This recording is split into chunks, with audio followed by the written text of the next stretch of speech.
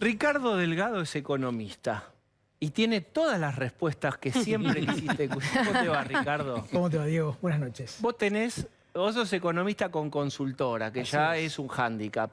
Bien, ¿qué te da tu número? ¿Cuáles son tus números? Nuestro número da 5,8 para el mes de abril. El día 12 vamos a conocer el porcentaje con una aceleración, como decía Cecilia, en la segunda quincena de los alimentos, que ha sido bastante marcada.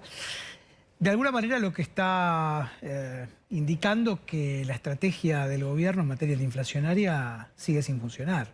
Pero espera, déjame provocarte un poco. Si vos venís de 6,7 y bajás a 5,8, casi bajás un punto, ¿no es una baja razonable o se puede poner un freno de mano tan fuerte? Es decir, bajamos 2,5 puntos la inflación de un mes a otro. ¿Se podría hacer eso? No, a ver, se puede dentro de un programa que no existe y que no va a existir, a mi juicio. Digo, me parece que no hay condiciones objetivas, ni desde la política, ni desde la propia creencia económica del gobierno, para avanzar en un programa de estabilización de precios, que es básicamente lo que la Argentina, a mi juicio, necesita. O sea que 5,8 no es para festejar.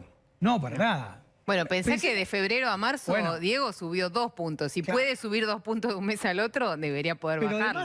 Además tenemos que pensar que estamos dentro de un programa con el fondo, que es un programa inflacionario, porque levanta las dos anclas que existían con poco éxito el año pasado, el dólar y las tarifas. Vamos a tener aumentos de tarifas a partir de junio. El dólar se empieza a acelerar, la devaluación del dólar oficial se acelera más, no llega a la inflación, pero se acelera. Digo, entonces es difícil que por lo menos en el corto plazo haya una lógica muy concreta de desinflación. Y además, insisto, creo yo que la decisión política de poner sobre la mesa un programa de estabilización de precios, como es lo que requiere la Argentina, a mi juicio, no están ni están tampoco dadas las condiciones objetivas dentro de la coalición de gobierno. Bien, ¿qué quiere decir un plan? Digamos, uno escucha de todo. A este gobierno le conviene la inflación, un poco de inflación es necesaria para licuar. ¿Cuánta inflación es necesaria y para qué? A ver, nosotros teníamos el año pasado... En esta lógica del gobierno. Una inflación, digo, para tenerlo en claro, teníamos una inflación el año pasado del 3,5% promedio al mes, ¿sí? Hoy tenemos, supongamos que es este 5,8 el de abril, tenemos 5% de inflación al mes. O sea, la inflación dio un salto de 1,5 mensual, lo que indica que ya estamos en un escalón, por supuesto, más alto, pero además más peligroso en términos de dinámica a futuro. Insisto, vienen meses en donde va a haber que, si se cumplen los acuerdos con el fondo, tomar decisiones vinculadas a las tarifas en particular y al dólar también, en donde la inflación va a tender a acelerarse todavía más. ¿Y a cuánto puede llegar? Con en vez de suba de tarifas, imaginemos mitad de año. Sí, junio. Bueno, es muy difícil que este año la inflación esté por debajo del 60%, del 65%. Para que eso suceda, Jessica, vos tenés que tener de acá a fin de año una inflación promedio que es parecida a la del año pasado, al 3,5. O sea, tenés que bajar del 6, del 5,5 al 3,5. De vuelta, en un contexto en donde el fondo te dice, no, por ahí no se va. Entonces, y con problemas políticos. Y bueno, por supuesto, yo creo, Osvaldo, que el tema central en cualquier programa de estabilización que funcionaron en la Argentina, nos remontamos, si se quiere, al de Alfonsín con Surruil a mediados de los 80 en otras condiciones, al de Menem con Cavallo, e incluso a la estabilización que provocó Kirchner con Lavagna, en otro contexto, por supuesto. Estamos hablando de personajes fuertes, de políticas y de conducciones unidireccionales hacia ese camino. Si hoy tenés al principal o a las principales accionistas del gobierno cuestionando la figura del ministro de Economía, más allá de lo que uno piense de esa figura, evidentemente va a ser muy difícil generar credibilidad, porque al final del camino de lo que se trata para hacer una buena política económica es tener confianza en aquellos que la ejecutan. Vos decís que es más necesario que Cristina y Alberto se pongan de acuerdo en si Guzmán sigue o no sigue, que a tener intendentes y a Feletti recorriendo góndolas. Sí, pero es que me parece que, Pablo, eso no ha caminado. Es evidente que no funcionó antes, no va a funcionar ahora. Son caminos que tienen patas muy cortas, que duran días y ni siquiera. ¿Y Guzmán? Bueno, a ver, yo no quisiera poner el foco en una persona. Sí me parece que lo que está claro es que dentro del gobierno no se sabe qué orientación tiene que seguir la política económica. Esto está claro. Hay quienes cuestionan una hoja de ruta, un mapa que es el acuerdo con el fondo, porque querramos o no, es una hoja de ruta, tiene metas trimestrales, va a venir el fondo en estas semanas a mirar, ya está teniendo conversaciones con el Banco Central, con el equipo económico, con diferentes áreas, justamente para ver cómo viene la evolución del cumplimiento de esas metas. Digo, y por otro lado le dicen, no, eso yo no lo quiero. Me parece que hay como una suerte a veces de creencia mágica, de voluntarismo, de pensar que la economía que tuvo el cristinismo, el gobierno de Cristina, se puede replicar. Y la verdad que no hay condiciones objetivas para ello. Usted dice que no También quiere... fue inflacionario, porque si no Sí. idealizamos la inflación como si no hubiera habido inflación. Pero ¿eh? tenías 15, 20 de inflación, terminaste con 25 en el 2015, hoy tenemos más del doble de esa tasa Y te de gastaste inflación. las reservas. Y tenías el problema es que ahora reservas. querés hacer lo mismo y, no tenías tenés reservas. reservas. Y tenías reservas. Usted dijo que no quería personalizar y cuando habló de Guzmán dijo... Pero allá de lo- personalice. más allá de lo que uno puede pensar de Guzmán. Pero, ¿qué piensa de Guzmán? Yo creo que ha sido un gestor del endeudamiento y no mucho más que eso. A ver, pensemos que yo creo que la complejidad del problema argentino, del problema macro de la Argentina, exige un ministro que concentre más funciones y sobre todo que tenga más volumen político. Esto me parece Ricardo, ahora, así. Del Guzmán es, desendeudamiento. Guzmán, del desendeudamiento. Guzmán Exactamente. Guzmán es un gestor de la situación financiera de la deuda, pero la verdad es que Argentina no pudo volver a los mercados internacionales después del acuerdo con los bonistas. Argentina no logró bajar el riesgo país. Es un mal gestor también de No, la deuda. es que existe la percepción, Cecilia, de que la Argentina sigue manteniendo los mismos problemas heredados. A ver, claramente la Argentina, con el endeudamiento del gobierno anterior, tenía problemas. Era imposible, digamos, que en las condiciones de generación de divisas, porque de eso se trata al final de cuentas, la Argentina necesita dólares que no genera suficientes para pagar la deuda y además hacer que la economía funcione. Ese es el gran problema al final del camino de la economía argentina, que se expresa, entre otras cosas, en una alta inflación, porque los argentinos nos damos cuenta todos de que al Banco Central No le alcanzan los no dólares. le alcanzan los dólares, entonces no queremos los pesos y eso realimenta devaluaciones. Digo, es un problema que va más allá, que excede a Guzmán. Sí, y no hay un poco de candidez, perdón, en esta idea de cambiar de figurita al Ministerio de Economía y que cambie algo. Sí.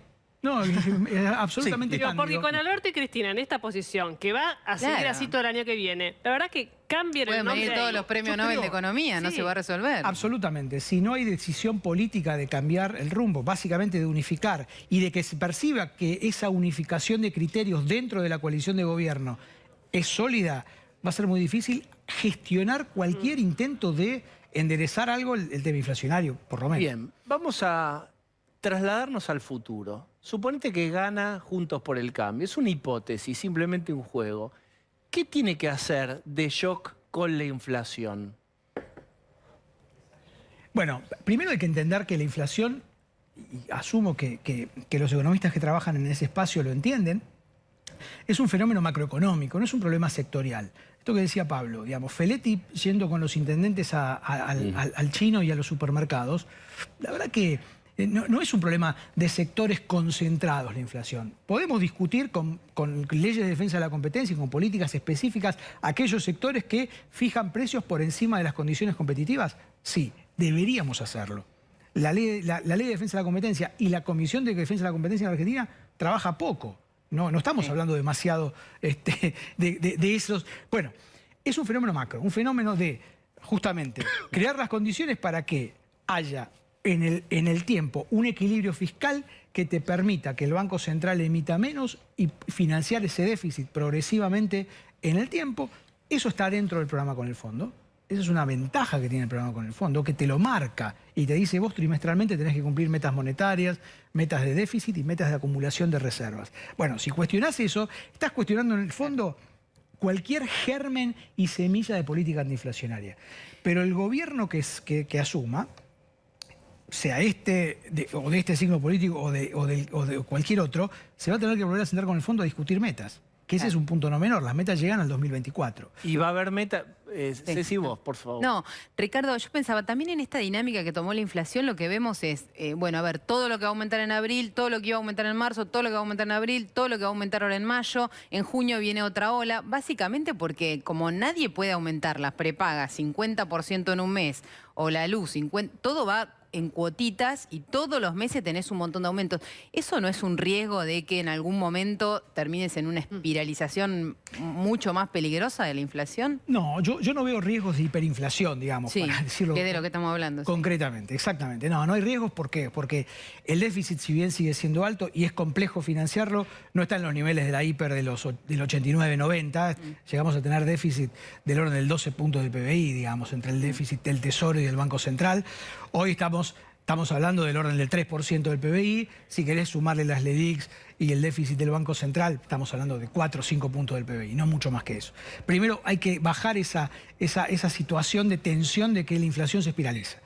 Para eso, además, necesitas emitir mucho más. El programa con el fondo te lo impide. Y uno intenta creer... ¿Pero vos creés que se va a cumplir el acuerdo con el fondo? A ver, Vos no. yo creo... No. Bueno, yo creo que va a ser complejo, pero creo que es me parece a mí, el único y último intento que tiene el gobierno para darle cierta credibilidad y evitar un estallido cambiario que pueda así generar un estallido de precios antes del fin de su mandato. ¿Te Falta un año y medio. preocupa una devaluación Sí, más claro. que una hiperinflación? Sí, claro. En la falta estructural de divisas lo que preocupa más es una devaluación, sobre todo viendo los números del Banco Central. ¿Por qué? Bajalo más a tierra. ¿Cómo se produce? Básicamente... ¿Cómo se fabrica una devaluación? Bueno, básicamente no hay liquidación de dólares. El Banco Central compra pocos dólares, y es lo que está pasando hasta el mes de abril. Compró en términos netos apenas 100 millones de dólares el Banco Central. Creo que hoy justo compró Hoy algo. compró. Sí, Hoy los compró primeros 200 días de... millones Sabía de que dólares. venía Ricardo al programa y compró. Hoy compró 200 millones de dólares, exactamente.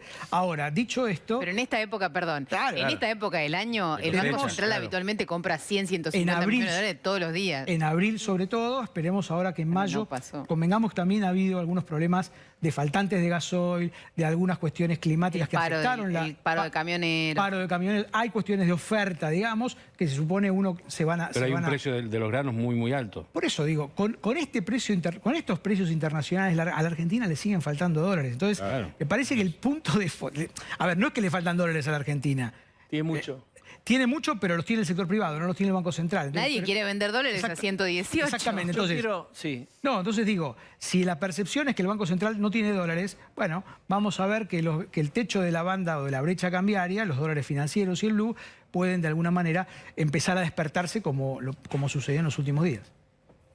Las tarifas. Como se vende, viste acá, todo es como un afiche de la película Rocky. Entonces está Guzmán contra Basualdo, que en realidad atrás está Cristina en la esquina del ring. Y se juega la continuidad, ¿es así o no, de Guzmán si le aprueban o no las tarifas? Pregunto por qué. Porque hay una hipótesis que es que la Cámpora está diciéndole, che, Guzmán, mirá que vos, todo el esfuerzo que haces, que va a ser un ajuste para las clases medias, si les ajustás 40 y pico %, en realidad con la suba de los precios internacionales, en ahorro fiscal no es demasiado. Es decir, vas a pagar un costo político que nos va a colocar en contra franjas enteras de la población y a nivel ahorro fiscal no es tanto. ¿Verdadero o falso? En términos de la cuenta específica es verdadero, es así. De hecho, hemos visto que una parte importante de la falta de dólares en estos primeros 4 meses, según el balance cambiario del Banco Central, justamente proviene de la fuerte importación de electricidad, digamos, ¿no? De lo que se pagó por la cuenta energética, digamos, justamente por la suba de precios internacionales. Si a eso se le suma que se acerca el invierno, esperemos tener un invierno bastante benigno, digamos, esa cuenta va a seguir siendo importante. Ahora, dicho esto, también hay que decir que es la única herramienta que tiene desde el punto de vista de la progresividad, si se quiere, de la política económica del gobierno para digamos, empezar a disminuir el déficit fiscal. ¿Por qué otro lado vas a bajar el gasto si no es por ahí? ¿Vas a bajar salarios? ¿Vas a bajar jubilaciones? Me parece que no. Entonces creo que hay que también entender que, digamos, estamos pagando niveles de tarifas de gas y de electricidad absolutamente ridículos, y lo que planteó el gobierno, ir al decil más alto, me parece que es insuficiente. Bien. No va a alcanzar. Agreguen ahora o callen, no para siempre, pero por unos minutos. No, me parece que la semana que viene vamos a tener ese show, 11, 12 y 13 de mayo, audiencias públicas por el tema tarifario, y ahí se va a ver en su máxima expresión la tensión del kirchnerismo duro y el gobierno por la pelea detrás de las tarifas. Cierre, abajo sus apuestas, Pablo de León. El ¿Quién- límite de quién gana? Guzmán como ministro son las tarifas la disputa entre el cristinismo y la Casa Rosada sobre las tarifas. Estimado Ricardo Delgado, gracias por haber venido. Un placer. Muchas gracias a ustedes.